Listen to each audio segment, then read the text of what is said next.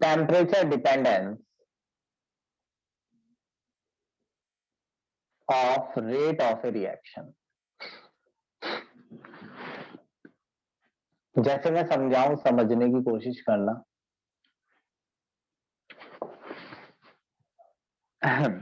बस ये बिल्कुल एंड है चैप्टर का, आप आराम से समझ लीजिए और सुनिए मेरी बात को।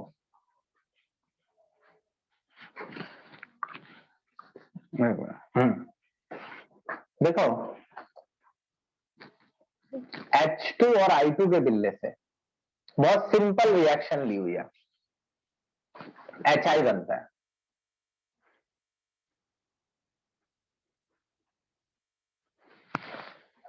अब आप इसको ऐसे समझना, मैं एक फिगर बनाता हूं।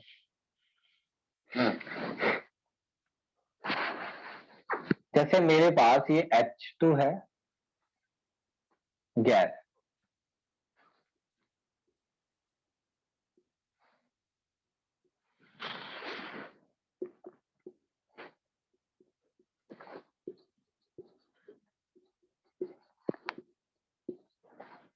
और ये I2 सॉलिड होता है, मगर आयोडीन का नेचर पता है ना आपको, सॉलिड से अपने आप वेपर में बदलता रहता है, सब्लिमेशन होता रहता है आयोडीन का। तो ये आयोडीन के वेपर है। जरूरी नहीं है कि वेपर ही हो तभी ऐसा होगा, सॉलिड्स लिक्विड सब में ऐसा ही होता है। अब देखो, अगर ये HI बनाते हैं तो HI बनाने के लिए क्या जरूरी है। अब 10-10 मिनट तक इनकी एंट्री होगी तो मैं कैसे बढ़ाऊंगा। 5 मिनट काफी है, 5 मिनट भी रुके हुए हैं, समझते ही नहीं है बात को। 9 से 9:15 इसलिए किया, 9 बजे क्लास खत्म होती है, 9:15 कर दिया, लेट आते थे।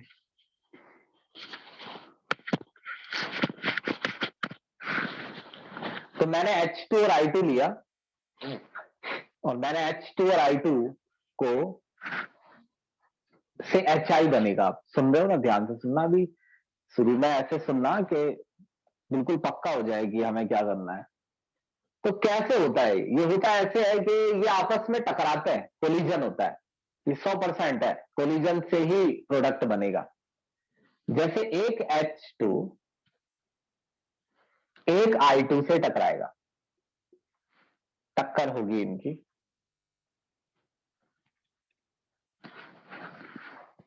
टक्कर तो होगी क्योंकि ये रैंडमली मूव कर रहे हैं ना इधर उधर, धक्का खा रहे हैं, धक्के खा रहे हैं इधर उधर। जब ये एक दूसरे से टकराएगा, कोलिजन होगा इनके बीच, तो वो कोलिजन पुराने बॉन्ड्स को कमजोर कर देगा, टक्कर से पुराने बॉन्ड्स को कमजोर कर देगा, और इंड्यूस करेगा नए बॉन्ड बनने के लिए। जैसे ये बॉन्ड वीक हो जाएंगे, H और H, यहां बनाता हूं, H और H, टक्कर से भी बॉन्ड कमजोर हो जाता है ना, एनर्जी प्रोड्यूस होती है, H और ये I कमजोर हो गए, वीक हो गए। जब I का यहां से बॉन्ड वीक होगा तो सर ये चांस होंगे। हाँ सर, अब को ले लेना क्लास में। अगर अगर I का यहां से बॉन्ड वीक होगा,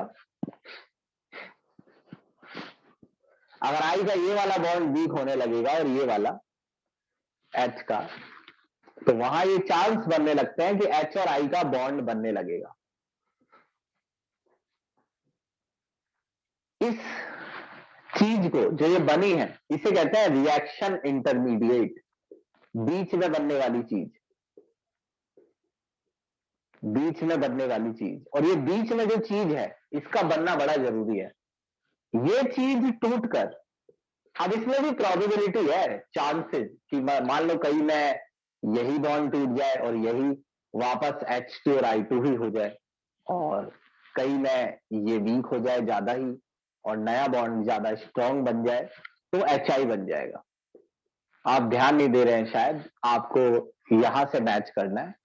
ये वाला बॉन्ड स्ट्रांग हो रहा है H और I, देखो ऐसे फिगर देखो, ये बॉन्ड थे पहले H और H, टक्कर से ये वीक हुए कोलिजन से और नए बॉन्ड बने, जब पुराने बॉन्ड टूटते हैं तो नए बनने के चांसेस बढ़ते हैं। अब आप कहेंगे ऐसा कैसे? अरे ऐसा ऐसे कि भैया अगर किसी की गर्लफ्रेंड ही ना रहे या छूट जाए तो नई गर्लफ्रेंड बनने के चांसेस बन जाते हैं, ऐसे ही समझ ले भाई, सिंपली। तो जब पुराने बॉन्ड टूटते हैं तो नए बॉन्ड बनने के चांसेस बढ़ जाते हैं। और अब ये प्रोबेबिलिटी है, देखो, कि नया बॉन्ड वापस मजबूत हो जाए या पुराना बॉन्ड ना हो, पुराना बॉन्ड वापस मजबूत हो जाए और H2I2 बन जाए, या नया बॉन्ड स्ट्रांग हो जाए और HI बन जाए। लेकिन ये पक्का है कि प्रोबेबिलिटी छोड़िए, ये पक्का है कि इसका बनना जरूरी है, तभी HI बनेगा। लेकिन देखिए, कोलिजन तो यहां पता नहीं कितने मॉलिक्यूल्स के बीच हो रहा है, करोड़ों मॉलिक्यूल्स के बीच कोलिजन हो रहा है।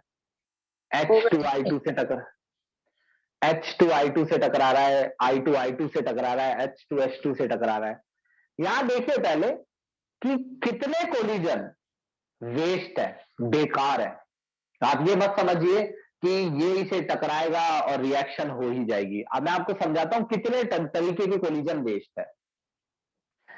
भाई ये थोड़ी है कि H2 और I2 ही टकरा रहे हैं, H2 भी कोलाइड कर रहे हैं, और H2 और H2 कोलाइड करेंगे तो वो तो वेस्ट हो गया, तो थोड़ी HI बनेगा। इस रिएक्शन के बारे में सोचना है। I2 भी कोलाइड कर रहे हैं, ये भी वेस्ट हो गया कोलिजन। अब कुछ H2 और I2 कोलाइड तो कर रहे हैं, मगर उनकी स्पीड इतनी नहीं है, क्योंकि अब पहले एक चीज माइंड में डालिए कि यहां पर स्पीड रैंडम है। रैंडम का मतलब है कोई बहुत स्लो है, कोई बहुत फास्ट है। गैसेज में ऐसा ही होता है, पार्टिकल्स की स्पीड सेम थोड़ी होती है। कोई फास्ट भाग रहा होता है, कोई स्लो होता है, कोई बहुत फास्ट होता है, कोई भाग ही नहीं रहा है, मान लो पैदल ही चल रहा है। तो यहां पर सभी की स्पीड सेम नहीं है। तो मान लो कि ये दोनों आपस में टकराए, लेकिन टक्कर इतनी कमजोर थी, कोलिजन इतना वीक था, बहुत ही वीक, कि कुछ हुआ ही नहीं। यानी H2H2 टकराते हैं तो वो भी कोलिजन वेस्ट है, I2I2 टकराते हैं तो वो भी कोलिजन वेस्ट है। H2 और I2 टकराते हैं तो जरूरी नहीं है, फिर भी जरूरी नहीं है कि प्रोडक्ट बने, क्योंकि हो सकता है कि ये जो कोलिजन है ये बहुत वीक हो, और वीक होने की वजह है स्पीड कम है पार्टिकल्स की जो कोलिजन कर रहे हैं। तो यहां से आप ये समझिए कि हर H2 और I2 जो आपस में कोलिजन कर रहा है वो रिएक्शन इंटरमीडिएट नहीं बना सकता है। टक्कर इतनी जोरदार होनी चाहिए। देखो, collision must be strong enough,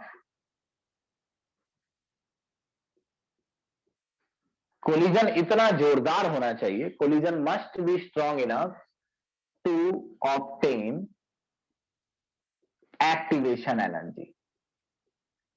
बहुत स्लो मोशन में समझे, लेकिन फिर भी कुछ ज्यादा लेट नहीं हुआ है हमारा, फिर भी मैं बहुत स्लो लैंग्वेज में समझा रहा हूं। ऐसा ना हो कि आप कुछ भी बोलने लगे, ध्यान ही नहीं दे रहे हैं, फिर आप कुछ भी बोल रहे हैं। वही जो मैं बता रहा हूं आप वही पूछ रहे हैं कि एक्टिवेशन एनर्जी क्या होती है सर, और वही मैं समझा रहा हूं अभी कि इनके बीच कोलिजन होगा तो कोलिजन से एनर्जी प्रोड्यूस होती है ना। कोई भी दो चीजें आपस में टकराती हैं तो कोलिजन से एनर्जी प्रोड्यूस होती है।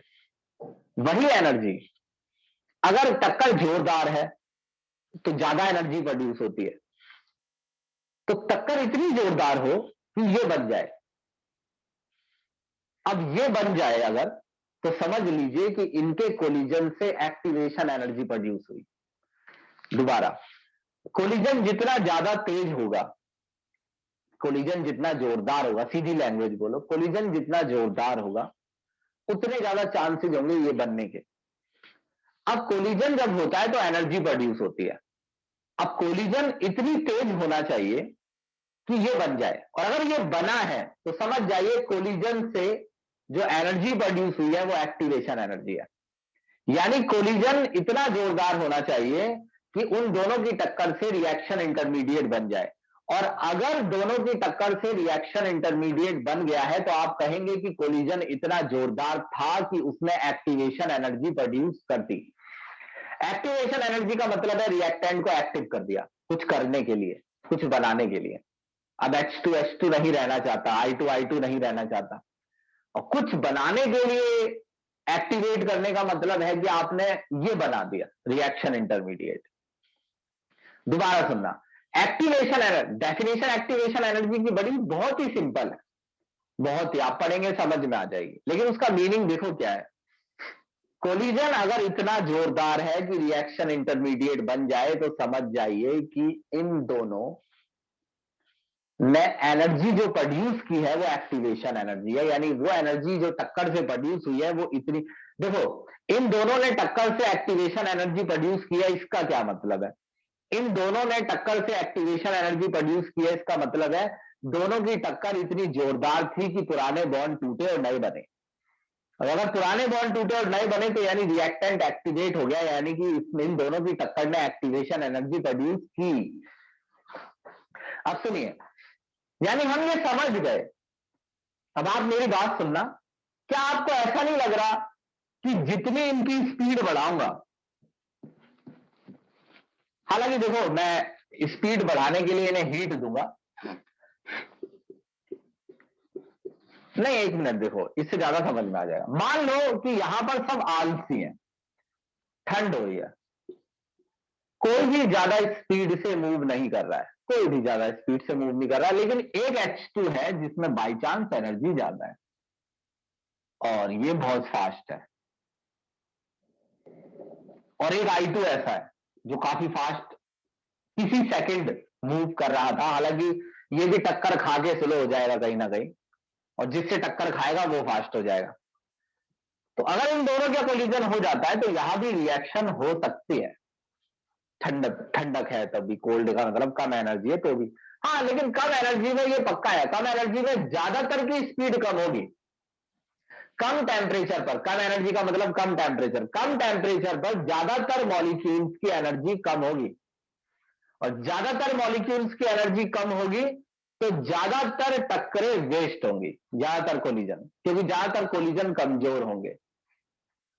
अगर मैं ये चाहता हूं कि ज्यादातर कोलिजन यानी मोस्टली कोलिजन इफेक्टिव हो, यानी मोस्टली कोलिजन से इतनी एनर्जी प्रोड्यूस हो, एक्टिवेशन एनर्जी, मैं चाहता हूं मोस्टली एनर्जी, मोस्टली कोलिजन, सारे कोलिजन तो भगवान भी इफेक्टिव नहीं बना सकता है, क्योंकि पार्टिकल्स एनर्जी रैंडमली बांट लेते हैं। फिर भी आप टेम्परेचर बढ़ाएंगे तो कुछ स्लो होंगे ही, कुछ ऐसे होंगे ही जो रिएक्शन जिनकी टक्करें वेस्ट होंगी, मगर टेम्परेचर बढ़ाने से वो पार्टिकल बढ़ जाते हैं जिनकी स्पीड ज्यादा है। देखो इसे ऐसे समझो, एक क्लास में बच्चे हैं, किसी की जेब में 20 रुपए है, किसी की जेब में 100 है, किसी की में 500 है, किसी की में 100 है, किसी की में 50 है, 20 बच्चे हैं, सब बच्चे कह रहे हैं सर डोमिनोज चल रहे हैं। तो मैंने कहा भाई लेकिन डोमिनोज जाने के लिए, पिज्जा खाने के लिए इतने इनफ पैसे सभी बच्चों पे नहीं है, यानी वो बच्चे बहुत कम है जिन पे डोमिनोज वाले पैसे हैं, पिज्जा वाले पैसे हैं। तो अगर मैं एक मुट्ठी पैसे लूं और ऐसे क्लास में बांट दूं, एक मुट्ठी बहुत सारे पैसे क्लास में बांट दूं, तो क्या सब पे इतने पैसे हो जाएंगे कि वो डोमिनोज जा सके? नहीं, हो सकता है कोई बच्चा एक भी रुपया ना उठा पाया हो और उसके पहले से भी कुछ नहीं था। मान लो पहले उस पे 10 थे और उसमें जब मैंने पैसे फेंके तो भी वो नहीं उठा पाया। क्यों नहीं उठा पाया? क्योंकि पार्टिकल एनर्जी को रैंडमली बांट लेते हैं। हो सकता है अर्श चौहान ने पूरी गड्डी ही बीन ली, उठा ली।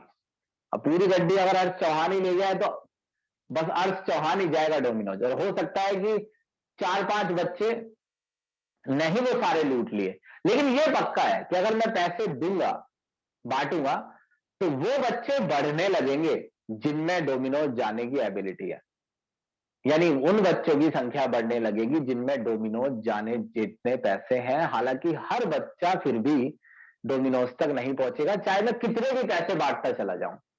फिर भी ऐसा हो सकता है, क्योंकि अब आप कहेंगे नहीं सर ऐसा हमेशा, देखो यहां पार्टिकल इनफाइनाइट है। अगर बच्चे इनफाइनाइट बैठे हों आगे और मैं पैसे बांटता चला जाऊं, तो फिर भी इनफाइनाइट बच्चे हैं, तो किसी ना किसी के चांस होंगे कि उस पर पैसे इतने ना बैठे। तो ये पक्का है कि अगर ये ठंडे हैं तो वो पार्टिकल कम है जो टक्कर से रिएक्शन इंटरमीडिएट बना सके और प्रोडक्ट बने। लेकिन अगर मैं इसे हॉट कर देता हूं, हॉट करने से मैं इसको एनर्जी दे रहा हूं, टेम्परेचर इंक्रीज, टेम्परेचर जरूर बोलो, टॉपिक टेम्परेचर का है। अगर मैं टेम्परेचर बढ़ा देता हूं, तो टेम्परेचर बढ़ाने से उन पार्टिकल्स का नंबर बढ़ने लगता है जिनमें इतनी एनर्जी है कि अगर उनका कोलिजन हो जाए तो प्रोडक्ट बन जाएगा। यानी कि उन उन पार्टिकल्स की एनर्जी बढ़ने लगती है, उन पार्टिकल्स की एनर्जी बढ़ने लगती है, एनर्जी नहीं, उन पार्टिकल्स की संख्या, दोबारा, टेम्परेचर बढ़ाने से उन पार्टिकल्स की संख्या बढ़ने लगती है जिनमें एनर्जी एक्टिवेशन एनर्जी से के बराबर या उससे ज्यादा है। यानी जिनकी काइनेटिक एनर्जी इतनी है कि टक्कर से एक्टिवेशन एनर्जी प्रोड्यूस होगी, या एक्टिवेशन से भी ज्यादा एनर्जी वो प्रोड्यूस कर सकते हैं, उन पार्टिकल्स की संख्या बढ़ने लगती है टेम्परेचर बढ़ाने पर, इसलिए रिएक्शन फास्ट होने लगती है। आ रही मेरी बात समझ में? आप बताओ, आया कुछ समझ में? Yes sir.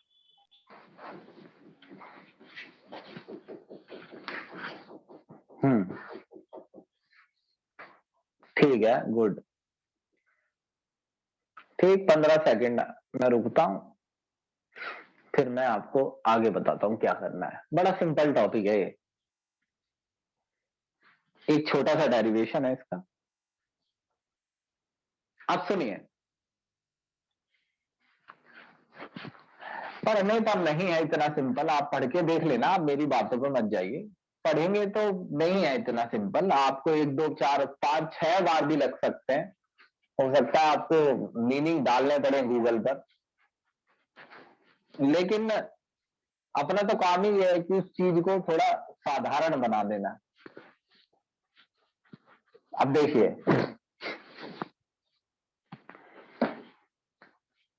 अब इस ग्राफ को समझना है।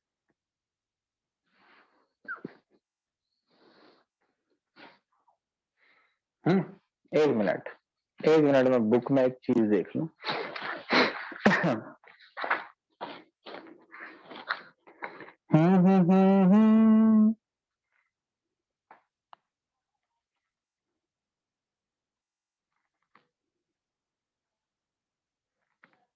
हम्म।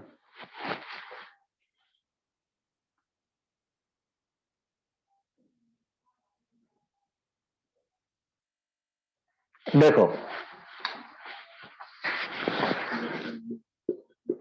यहां है fraction of molecule. Fraction of molecule का मतलब आप जानते हैं, ये एक तरीके से मॉलिक्यूल्स की संख्या को रिप्रेजेंट कर रहा है, फ्रैक्शन ऑफ मॉलिक्यूल। और यहां है काइनेटिक एनर्जी। अब इस ग्राफ को मैं बनाता हूं ऐसे, देखो ग्राफ समझना है। देखो ग्राफ क्या कह रहा है कि इतनी काइनेटिक एनर्जी, इतनी काइनेटिक है, ये काइनेटिक एनर्जी की लाइन है, इतनी काइनेटिक एनर्जी वाले पार्टिकल इतने हैं, यानी काफी कम है, यानी कम काइनेटिक एनर्जी वाले का फ्रैक्शन कम है। इतनी काइनेटिक एनर्जी वाले इतने हैं। पहले तो ग्राफ समझो कैसे देखना है। इतनी काइनेटिक एनर्जी वाले इतने हैं, इतनी संख्या है, यानी वहां पर इतनी काइनेटिक एनर्जी वाले पार्टिकल्स की संख्या ज्यादा है। ये जितना ऊपर जाएगा आप समझ लीजिए कि पार्टिकल्स की संख्या बढ़ रही है। जैसे मैं एक वैल्यू ले लेता हूं, जैसे मान लो ये है, मान लो ये 500 जूल है, तो 500 जूल बोलने से समझ में आएगा। तो 500 जूल काइनेटिक एनर्जी वाले पार्टिकल सबसे ज्यादा हैं, देखिए, यानी अंदर अधिकतर पार्टिकल, जैसे अंदर 100 पार्टिकल हैं, तो 100 में से 25 ऐसे हैं जिनकी एनर्जी 500 जूल है। तो 500 जूल मैक्सिमम एनर्जी नहीं है इनकी, 500 जूल इनकी मैक्सिमम एनर्जी नहीं है, काइनेटिक एनर्जी तो और भी ज्यादा है आगे। 500 जूल वो एनर्जी है जो ज्यादातर पार्टिकल्स में। 500 रुपए क्लास में मैक्सिमम पैसे नहीं है कि भाई अर्श चौहान 500 रुपए ले रहा है तो 500 रुपए मैक्सिमम पैसे नहीं है। दरअसल 500 रुपए ज्यादातर बच्चों पर है। तो ये जो ग्राफ का पीक है ना, इसे कहते हैं most probable kinetic energy. Most probable kinetic energy का मतलब है कि ज्यादातर पार्टिकल्स में ये वाली एनर्जी है। ये नहीं कि ये एनर्जी सबसे ज्यादा है, ज्यादातर पार्टिकल्स में ये वाली काइनेटिक एनर्जी है। अब मैं लेट कर लेता हूं कि ये वाली काइनेटिक एनर्जी चाहिए बॉन्ड बनाने के लिए, यानी प्रोडक्ट बनाने के लिए।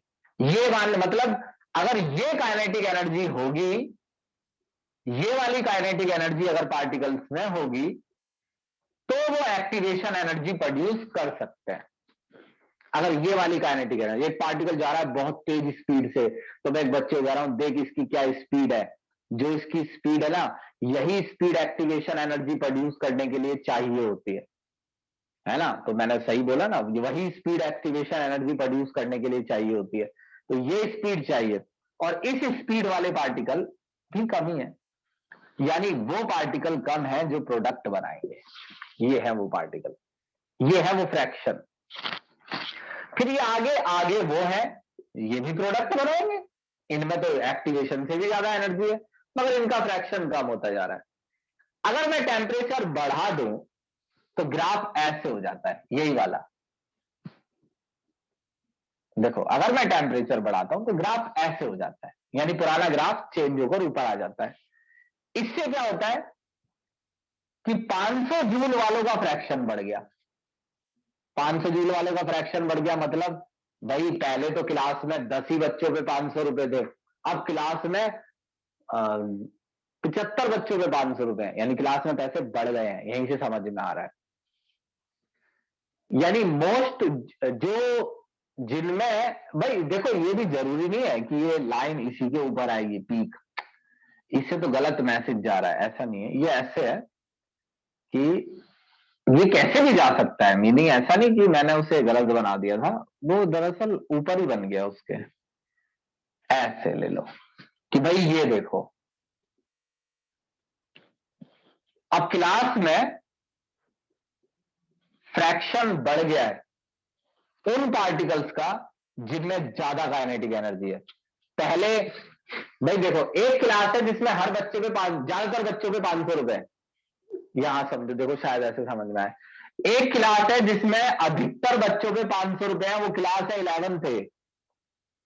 11th बी के अधिकतर बच्चों पे 1200 रुपए है। तो यहां समझ में आ रहा है यहां पैसे ज्यादा है, यानी यहां एनर्जी ज्यादा है, इस ग्राफ में एनर्जी ज्यादा है, क्योंकि क्या बढ़ गई, मोस्ट प्रोबेबल काइनेटिक एनर्जी की वैल्यू बढ़ गई। मोस्ट प्रोबेबल काइनेटिक एनर्जी की वैल्यू बढ़ गई है, यानी उन पार्टिकल्स, ज्यादातर पार्टिकल्स में अब एनर्जी पहले जो मोस्ट, ऐसे बोलना पड़ेगा, जो मोस्ट प्रोबेबल काइनेटिक एनर्जी है वो अब ज्यादातर पार्टिकल्स में और ज्यादा पार्टिकल्स में, और एक्टिवेशन एनर्जी भी बढ़ गई। ये देखो फ्रैक्शन बढ़ गया, पहले एक्टिवेशन एनर्जी इतने पार्टिकल्स में थी और अब इतने में। ये ग्राफ है, आप याद कर लीजिए चाहे से समझ लीजिए। बताइए आया समझ?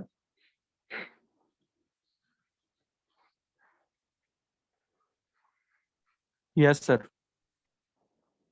ये लो टेम्परेचर का है, ये हाई का है, बस जी कुछ नहीं है। अब कुछ नहीं रहा जी इस खेल में, अब रट्टा है, डेरिवेशन है।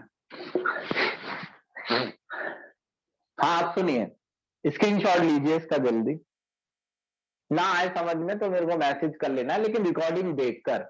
ये नहीं कि एक ही सवाल था मेरे पास और वो सवाल मैंने दोबारा देखा भी नहीं रिकॉर्डिंग में और मेरे को भेज दिया तुमने, तो वो देखकर क्या पता कि ज्यादा आंसर मिल जाए। अब देखिए, एक डेरिवेशन करना है भी, रटना है, क्लियरली बोल रहा हूं मैं, उसमें आप इतना दिमाग नहीं लगा पाएंगे। पहले आप एक चीज समझेंगे मेरी, फिर मैं समझाता हूं आपको क्या करना है।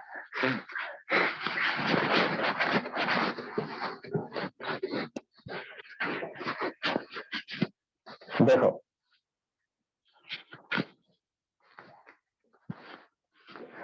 अच्छा, जैसा हम ऐसे पढ़ते थे कि माइनस dr/dt छोड़ो, हम ऐसे पढ़ते थे कि रेट जो होता है वो ये होता है कि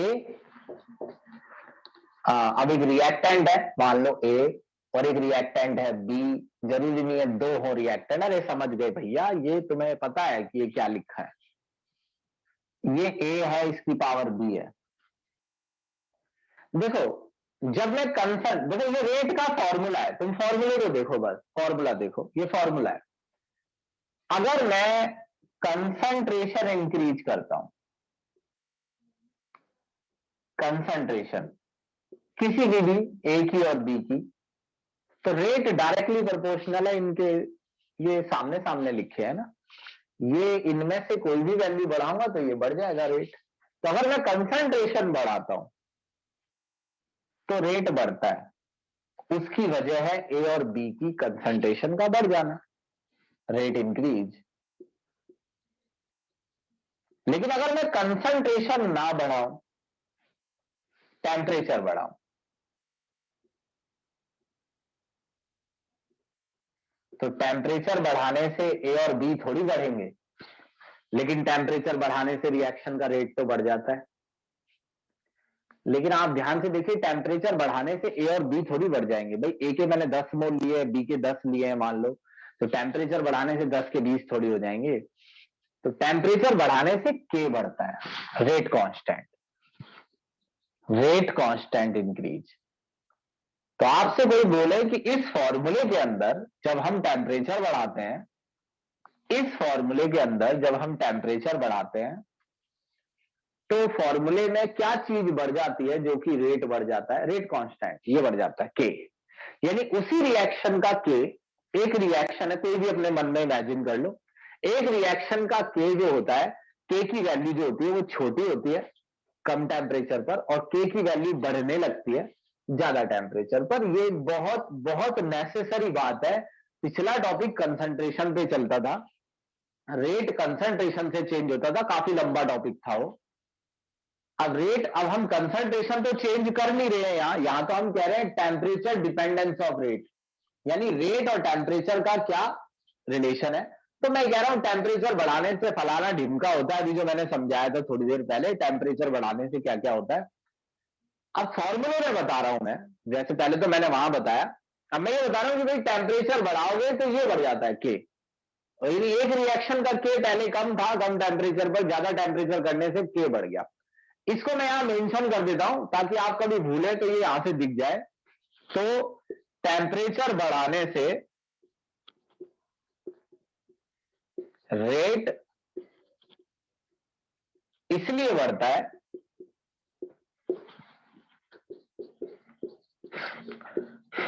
क्योंकि रिएक्शन का के बढ़ जाता है, के बढ़ता है मतलब रेट कांस्टेंट बढ़ जाता है।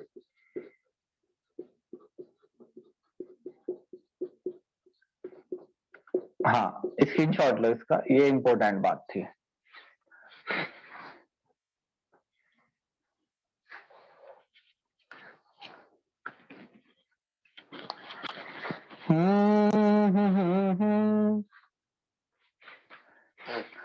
देखो अब एक साइंटिस्ट है,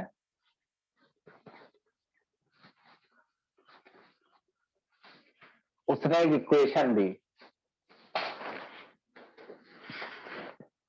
कि के इक्वल्स टू होता है ए ई की power minus E A by R T. ई वही होता है ये जो ई एक्सपोनेंशियल फैक्टर है, ऐसे कुछ नाम है इसका, आप इतनी टेंशन मत लीजिए ई की, मैथ की टेंशन मत लीजिए, जिनको मैथ नहीं आती है, मैथ में कोई नंबर नहीं कटता, ये मैथ के स्टेप तो याद कर लेने। ये एक इक्वेशन है, मगर ये इक्वेशन काम कैसे करती है, जैसे कोई इक्वेशन है, कोई भी इक्वेशन है, A plus B C plus D कोई इक्वेशन है, तो उसका एक ए होता है इक्वेशन का, आरएनियस कांस्टेंट, यानी उस रिएक्शन का एक ए रहता है, हर रिएक्शन का अपना एक ए रहता है, आरएनियस कांस्टेंट। फिर जब आप टेम्परेचर बढ़ाते हैं, सुनना, जब आप टेम्परेचर बढ़ाते हैं, देखो टेम्परेचर बढ़ाओगे, भाई ये सही नहीं लिखा आ रहा है, ई बहुत बड़ा बनाना पड़ेगा।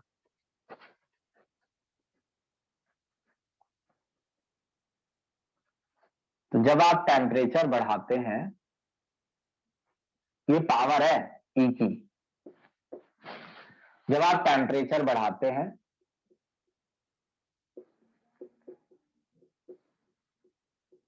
तो ई A by R T, E A by R T घटेगा,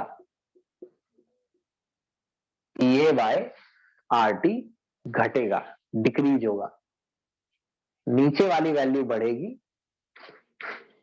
तो ये पूरी वैल्यू घटेगी। और देखो ये नेगेटिव में है पावर, नेगेटिव में, तो अगर ई की पावर नेगेटिव में है तो पावर जितनी घटेगी, यानी ए बाय आर टी जितना घटेगा, जितना कम रहेगा, क्योंकि ये नेगेटिव में है, ये इतना देखो, ए बाय आर टी जो है जितना कम रहेगा, पावर उतनी ही कम नेगेटिव रहेगी, तो ये वैल्यू बढ़ेगी। फिर जितनी पावर कम नेगेटिव होती है, अरे भैया 10 की पावर -1, -2, -3, -4, पावर ज्यादा नेगेटिव करते रहोगे तो वैल्यू घटती है ना।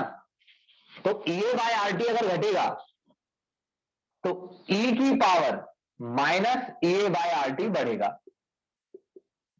और ई की power minus E A by R T बढ़ेगा तो के बढ़ेगा।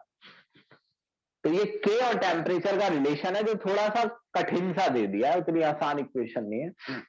आपको ई क्या करता है, ये क्या करता है, ई ए एक्टिवेशन एनर्जी, ये सब नहीं करना है भैया, आपको इक्वेशन बनानी नहीं है, आपको इक्वेशन दी गई है, यूज करना है। जब इक्वेशन का नाम आ जाए तो समझ लीजिए कि इक्वेशन को ड्राइव करने में लंबा प्रोसेस होगा, इसीलिए आपको डायरेक्ट इक्वेशन दी जाती है कि आरएनएस की इक्वेशन है, इसका इस्तेमाल करना है।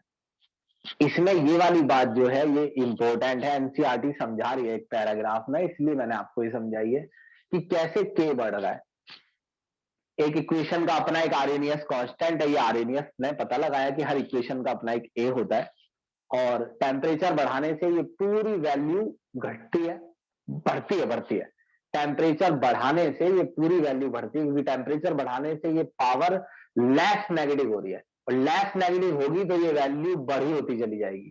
पावर जितनी कम नेगेटिव होगी ये वैल्यू उतनी बढ़ेगी, उस हिसाब से के बढ़ेगा। दोनों तरफ का लॉग ले लो, taking natural log, natural log का मतलब लॉग बेस ई,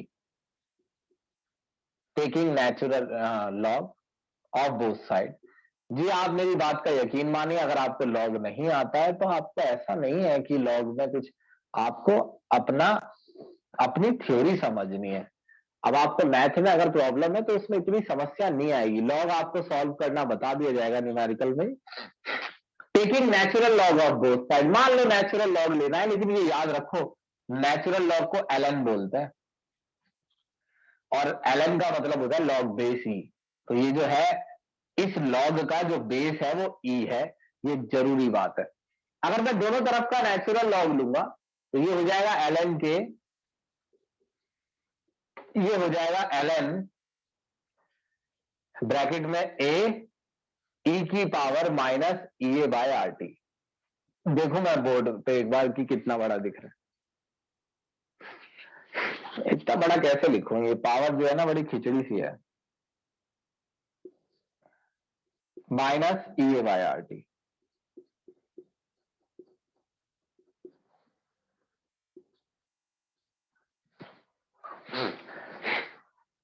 अब जो है लॉग में अगर दो वैल्यू मल्टीप्लाई में हो, मल्टीप्लाई में कौन कौन है, ए और ई, तो ये ऐड हो जाती हैं।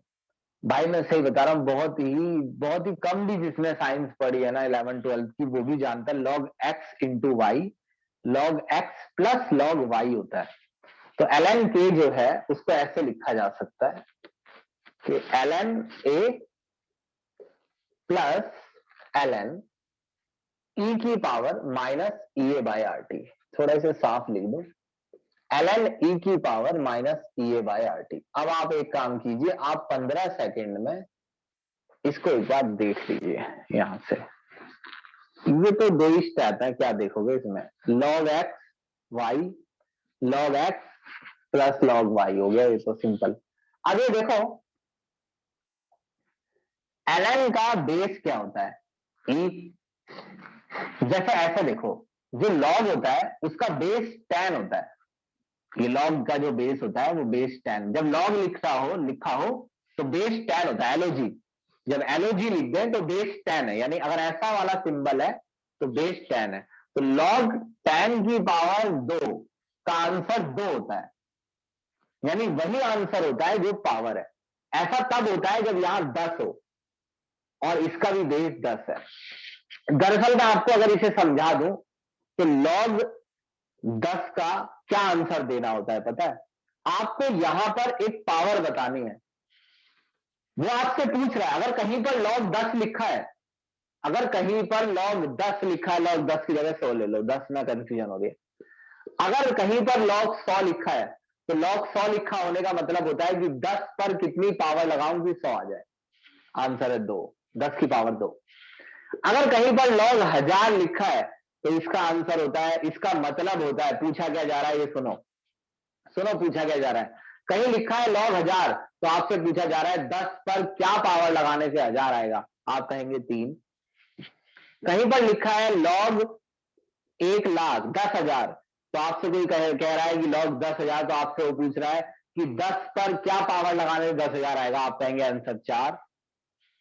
तो वही आंसर होता है जो पावर है। जैसे आपसे कोई कह रहा है log 10 की पावर 2, तो वो आपसे क्या पूछ रहा है, 10 पर क्या पावर लगाने से 10 की पावर 2 आएगा।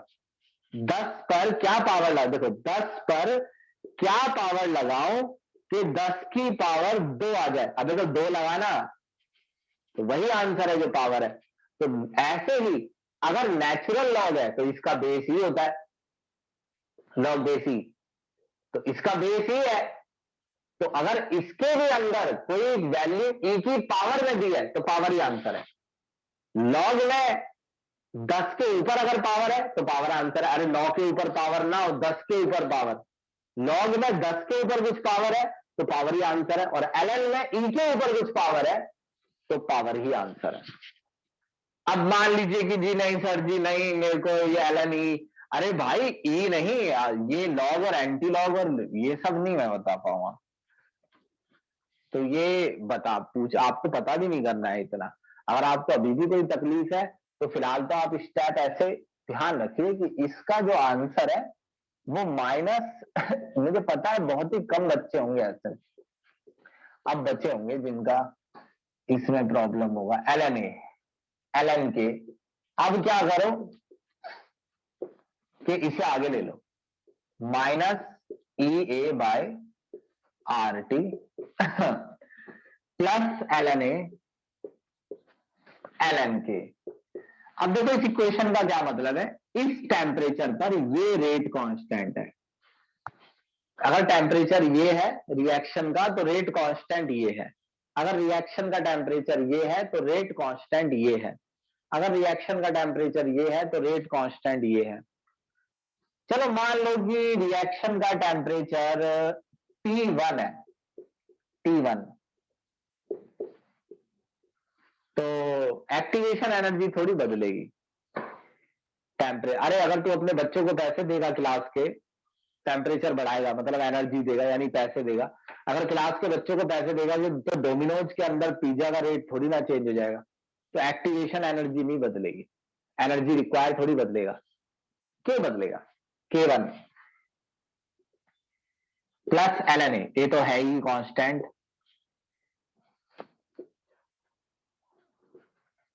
अब अगर आपका टेम्परेचर बदलता है, T2 हो जाता है, तो आपका रेट कांस्टेंट K2 हो जाएगा।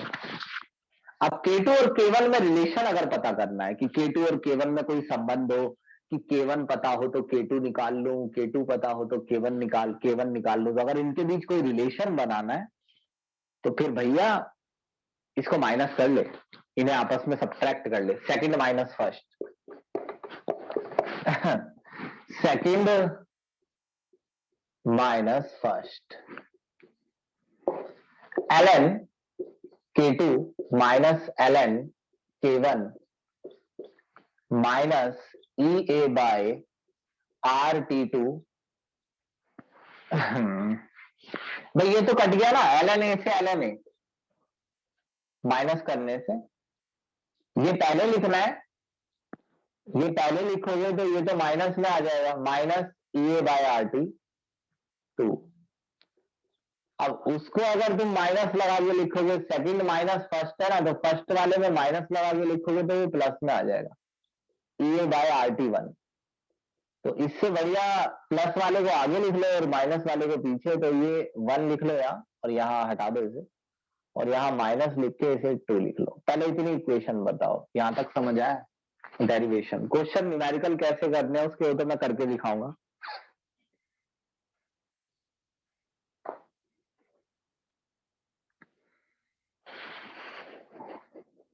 आ गया ना? ठीक है, बस भी खत्म हो गया, एक स्टेप रह गया मात्र। अब सुनिए, चक्कर आ रहे हैं। ln आज कौन सा डे है? TTS है आज, MWF है आज, वेडनेसडे है। मेरी घड़ी में क्या बज रहा है? सैटरडे 5 तारीख। अबे कैसी घड़ी है?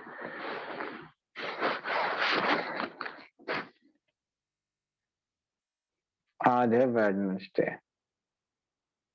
ठीक। कल है TTS, ठीक है। ln K2 बाय K1, तो लॉग का फॉर्मूला होता है, अगर एक चीज ln K2 minus ln K1 log x minus log y log x upon में y होता है। यहां से ले लो EA बाय R कॉमन, तो बचेगा 1 अपॉन में T1 माइनस 1 अपॉन में T2। आपको क्वेश्चन करने होंगे ऐसे, आपको कहेगा एक रिएक्शन का टेम्परेचर ये था, उस समय रेट कांस्टेंट ये था, अगर मैं टेम्परेचर इतना कर दूं तो रेट कांस्टेंट क्या होगा। इसमें बार बार एंटी लॉग लेना पड़ता है, लेकर दिखाऊंगा मैं, इसीलिए खर्चा हो जाएगा 1-2 दिन का, 2 दिन का, तो वो 3 दिन भी लग सकते हैं। क्लास लूंगा जी मैं एक्स्ट्रा, तो मैं आपको यही बता रहा हूं कि देखो क्लास तो मैं एक्स्ट्रा ले लूंगा, मैं टाइम बता दूंगा कि ये टाइम है। अब आप उस टाइम पर आ ही नहीं रहे, या आपको नींद आ रही है, आप समझ ही नहीं रहे, या आपकी क्लास ज्यादा ही अटक रही है, तो ये थोड़ा सा हैंडल करना पड़ेगा। मैं आपको अभी मैसेज करूंगा कल की टाइम का, तो मेरे को ना पर्सनल मैसेज करके, ग्रुप पे मत करना, बाकी भी पढ़ते हैं फिर उनको बेकार में दिक्कत होती है। मेरे को पर्सनल मैसेज करके बता देना कि किस किस को इस टाइम में दिक्कत है।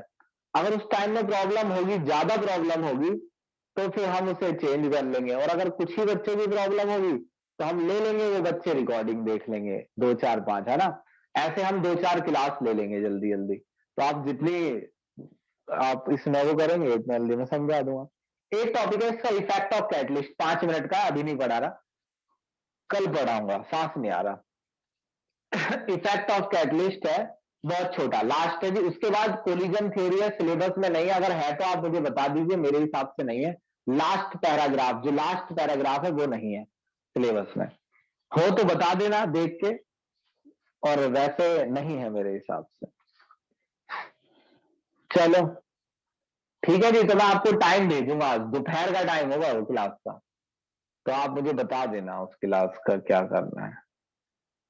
ठीक, बाय।